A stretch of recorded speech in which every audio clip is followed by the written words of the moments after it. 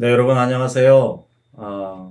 성경 공부 시간입니다. 오늘도 계속해서 에스겔서에 대해서 함께 말씀을 나누도록 하겠습니다. 에스겔 후반부 37장은 매우 중요한 부분입니다. 에스겔 37장은 온통 마른 뼈가 생명으로 살아나는 이야기입니다. 하나님은 에스겔을 마른 뼈가 잔뜩 있는 골짜기로 데리고 가십니다. 그곳에서 에스겔에게 대언하라고 하셨는데요. 400년간 애굽 노예 생활을 보내고 가나안 땅에 들어간 뒤에 사사시대 400년, 또 분열, 또 단일왕국 시대 400년 동안 이스라엘 백성들이 하나님을 떠나서 우상 숭배할 때 하나님은 그 이방 민족, 그 주변의 강대국들을 통해서 이스라엘 백성들에게 육체적인 고통을 주셨습니다.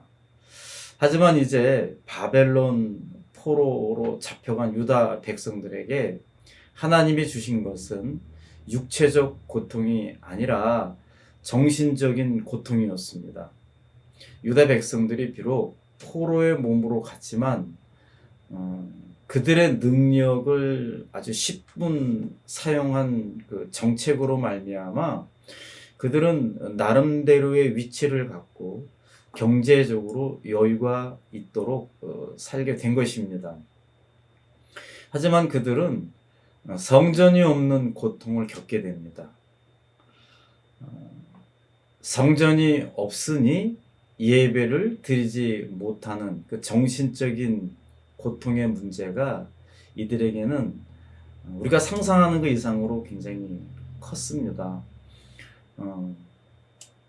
이 정신적인 고통, 이 육체적인 고통에 비교할 수가 없었던 거죠. 예배를 드리지 못하는 것이 얼마나 고통스러운 것인지, 하나님을 떠나서 산다는 것이 얼마나 괴로운 것인지 그들은 몸소 겪게 된 것입니다. 이것을 잘 표현한 말씀이 바로 시편 137편입니다. 히브리 사람들이 수금을 타면서 하나님께 찬양을 올려드리는 것입니다. 그런데 바벨론 사람들이 듣기에 좋으니까 노래 한번 해보라고 합니다. 그러니까 유다 백성들은 악한 바벨론을 즐겁게 하기 위해서는 못하겠다며 수금을 버드나무에 걸어놓고 예루살렘 성전을 향해 눈을 돌리고 날마다 울었던 시입니다. 이처럼 예배를 드릴 수 없는 것은 엄청난 고통입니다. 예배를 드리지 못하면 하나님과의 관계가 단절되기 때문에 육신은 살아있지만 영적으로 마른 뼈가 됩니다. 이스라엘의 포로 생활은 마치 골짜기에 있는 마른 뼈와 같이 아주 메말라져 있는 상황을 지금 비유한 것입니다. 사방에는 이제 감사하게도 하나님께서 이 사방 곳곳에서 생기를 불어 넣으십니다. 그리고 이들에게 이 생기가 들어갔을 때 마른 뼈가 큰 군대, 그러니까 많은 무리가 된 것처럼 하나님이 변화시켜 주시는 것입니다.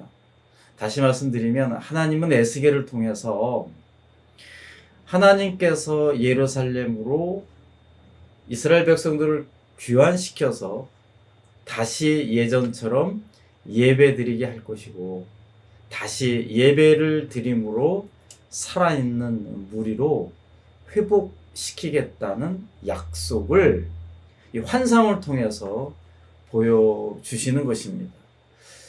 우리가 영적으로 지쳐있고 지금처럼 긴 코비드 상황으로 힘들어하는 모습은 마치 우리 몸에 붙어있는 뼈는 뼈이지만 바짝 마른 뼈로 생명력도 없고 우울하고 힘겹고 지쳐있는 이러한 상황과 사실 흡사하죠. 이런 상황에서 우리에게 성령의 바람이 불어와서 우리를 다시 소생시켜 준다라는, 그래서 우리는 날마다 요 시기를 보내면서 길지만 끝이 언제인지는 모르지만 우리의 마른 뼈가 있다라면 다시 성령의 바람이 우리들에게 불어와서 생기가 있고 다시 한번 힘차게 살아가리라는 그러한 기도를 하나님께 늘 드려야 할 것입니다. 그러면 부활의 생명력으로 소생시켜 주시는 하나님의 은혜를 우리는 삶의 현장에서 체험하게 될 것입니다. 하나님은 마른 뼈 환상 이후 또 다른 환상을 에스겔을 통해서 보여주시는데요. 예루살렘 성전 문 지방 밑에서 생수가 흘러나옵니다. 생수가 흘러나오기 시작하더니 예루살렘 성전 바닥을 적십니다. 그리고 성전 밖 사방으로 흘러넘쳐서 처음에는 발목까지, 다음에는 무릎까지, 또 허리까지 차고 나중에는 꽉 차서 헤엄치지 않으면 건널 수 없는 강이 되는 모습을 이 환상을 통해서 보여주시는 겁니다. 여러분, 성령님의 생수가 우리 인생의 발목까지 찬다라면 한계가 있는 것입니다. 이 발목 위에서 머리까지는 내 마음대로 하고 이 발목까지는 하나님, 그러니까 이게 잘 밸런스가 안 맞는 거죠. 그러면 성령 세례는 받았지만 성령 충만함을 느끼지 못하는 것입니다.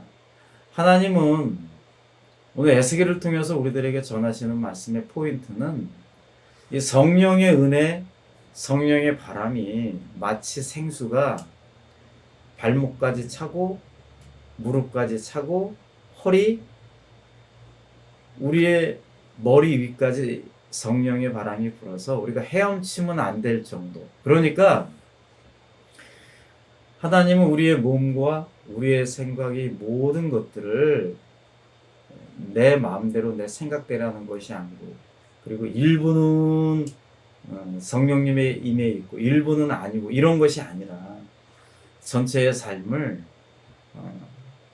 성령님으로 덮을 때 우리의 생각이 좀 달라지고 우리의 삶이 변화가 될 것이라고 하는 것을 에스겔 선지자를 통해서 우리들에게 보여주시는 것입니다. 사실 이 환상은 이제 더 길게 넘어가면 앞으로 오실 메시아 예수 그리스도의 복음과 성령의 물결이 예루살렘을 적시고 유다와 사마리아와 땅끝까지 이렇게 계속해서 전파되는 것을 뜻하기도 합니다. 하나님은 앞으로 약 500년 뒤에 예수님이 십자가의 사건 이후에 이루어질 것을 이렇게 에스겔을 통해서 환상으로 보여주시는 것입니다. 그리고 에스겔은 이 보여주신 것을 그대로 그 당시에 살았던 이스라엘 백성들에게 회복과 구원의 소망을 주신 것입니다. 여러분, 하나님은 이 시대에도 끊임없이 이 세상을 주관하고 계십니다. 그리고 우리의 삶에 크고 작은 모든 것들에 개입하고 계십니다. 포로 시대에 있는 이스라엘 백성들에게 소망과 희망과 회복의 메시지를 주신 하나님이 우리들에게 역시 소망과 회복과 또 희망의 말씀을 주신다라는 것을 꼭 기억하시기 바랍니다. 에스겔을 통해서 하나님은 끊임없이 우리들에게 새로운 소망을 주시고 특별히 성령님의 임재를 계속해서 강조하고 계십니다. 그래서 우리는 우리의 삶을 통해서 우리의 삶의 현장에서 성령 충만함을 갖고 오늘도 우리가 말하는 말, 우리가 하나하나 행하는 행동, 만나는 사람들과의 대화, 또 우리의 삶의 현장에서 치열하게 살아갈 때에 그냥 나 혼자 내 멋대로 살아가는 것이 아니라 내 이 마음속에 임재하고 계시는 이 성령님께서 주시는 지혜와 총명을 갖고 우리의 언어와 우리의 말, 우리의 행동들이 누가 보아도 참 뭔가 좀 격이 있고 뭔가 좀 구별된 그러한 삶을 살아갈 수 있으리라 믿습니다. 포로 시대에 있었던 이스라엘 백성들에게 소망을 주셨던 그 하나님이 지금 이 코로나 상황을 극복하는 저와 여러분들에게도 함께 하실 것을 믿으며 오늘 하루도 승리하시고 한 주간도 주님의 은혜 가운데 승리하시는 여러분 모두가 되시기를 간절히 바라겠습니다.